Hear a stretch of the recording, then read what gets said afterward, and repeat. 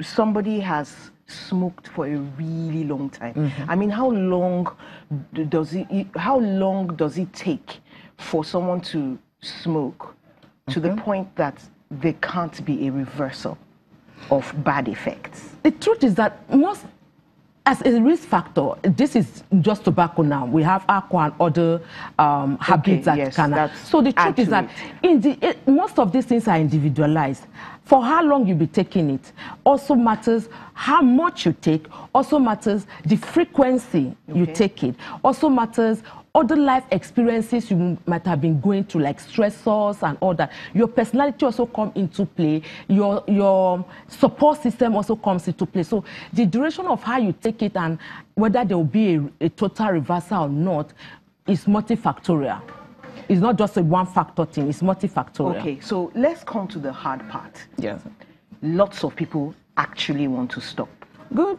A lot of the time, they do like they don't care because it's so hard. So they don't want to admit failure. Instead, they prefer to say, well, I like to smoke, you know, but they want to stop. How do they start?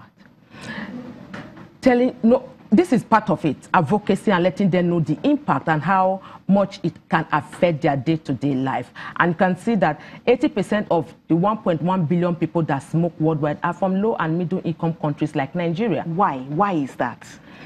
The truth is that we still have policies that are not implemented with a lot of companies. Don't forget that these tobacco companies, they are very rich. They are very rich in the sense that they have a lot of money to do advertisement, promotion, sponsorship. So money is involved. Money is involved here. Despite the fact that they are promoting, even WHO is promoting that there's a ban on sponsorship, advertisement, and promotion. And of course, there's so much ills in the society, insecurity, insurgency. People want to fit in, people want to experiment, and they'll tell themselves that they can stop when they want to stop it. They never know when they will cross the line. And some of them use it as performance enhancement.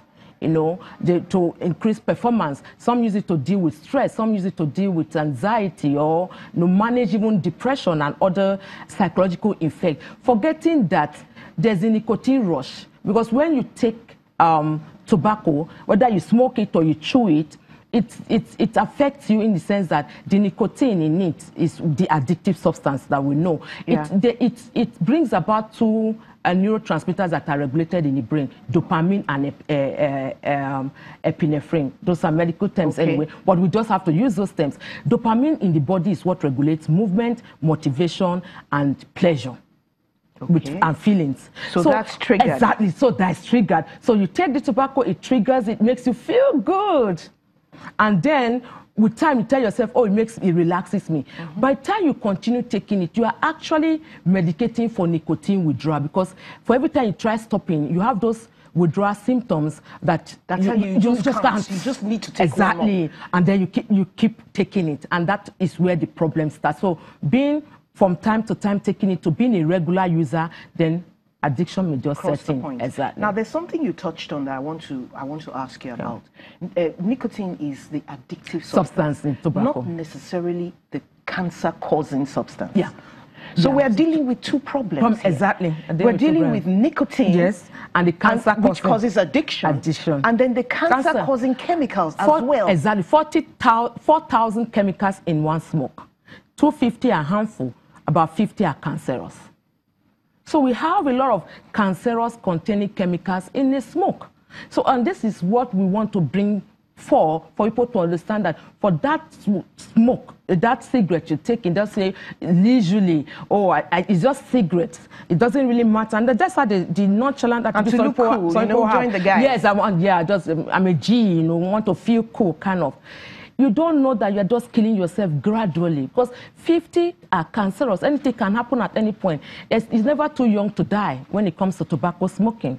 And some people, because when they smoke, they get to understand that they are smoking, they go into chewing. Chewing is even worse because it just goes straight into this. I don't see people chew these days. People, you want to see it because it's not something you watch out for. It's when they smoke, you perceive it in the air and you know that somebody is smoking. Chewing, you can chew here and then you are just calm. That would be worse because you're swallowing, right? It's swallowing, yeah. It's worse. And you won't know. So the person is eating it and you wouldn't know. Maybe it's in his food or he has just eaten it. So you just feel that, oh, I've just eaten. Will you ask the person, did you chew tobacco? No, you wouldn't. But if you smoke, so we're talking about quitting. Yeah. If manufacturers were to, well, they wouldn't want to, but if they were to reduce the nicotine content in each cigarette, would that help someone quit? The truth is that we already have e-cigarette. We already have e-cigarette, and then of course the essence of that e-cigarette is that the nicotine addictive substance has been somehow been eliminated or reduced or whatever. The truth is that the flavors they even use in this e-cigarette are also having their chemicals that can also affect people. So an e-cigarette is not the an actual cigarette. Yes, it's still I thought it was a dummy. No, it is. It's not a dummy. It's like a substitute that people do use. That okay, I don't want to take the real cigarette. I want to have something I can take, or the nicotine patch.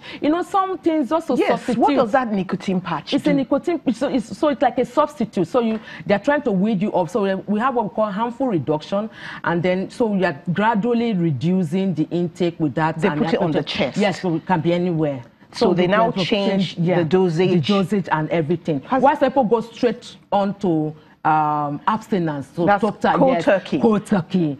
Go for medical detoxification, then rehabilitation. Let's talk about the medical approach. How do you approach treating somebody who wants to stop? It's a good thing. When you come and say you want to stop, it makes our job easier, meaning, that you already have the positive and develop the will that I want to stop because of some reasons that it's already affecting you, or for some social reasons, maybe you want to just change, or you want to just change the outlook. I don't want to be a smoker anymore. So it's good for us. So for that kind of person, when they come in for detox, you are helping to manage that withdrawal phase. That withdrawal phase can be very individualized. Yes, running of the nose, trembling, so many symptoms that the person can have at that point. So they manage, and it's via medication and counseling. Okay, let's quickly go on a short break. We'll come back and we're going to continue from detoxification. Stay with us. We're going to continue with how to stop smoking.